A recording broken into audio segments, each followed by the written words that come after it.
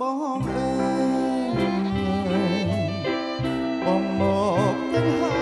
យណាថ្លៃអោកុលាបដែរបងស្រមៃតើថ្លៃនៅទីណាអូបងត្រឡប់មករកពេល10 ឆ្នាំផុតទៅហើយស្រួនអន្តរសាចងជួមុខអូនតើអូនល្អយ៉ាងណាទៅស្រីបងលឺតែគេ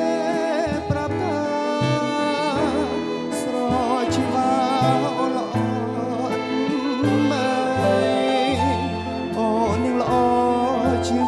ចង់ទៅសៀមរាបទៀតថ្លៃតាមមែនឬទេ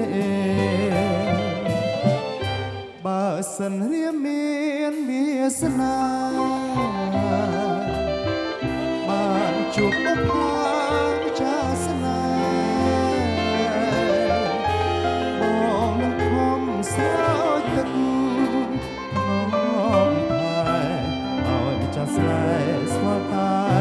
សុខសា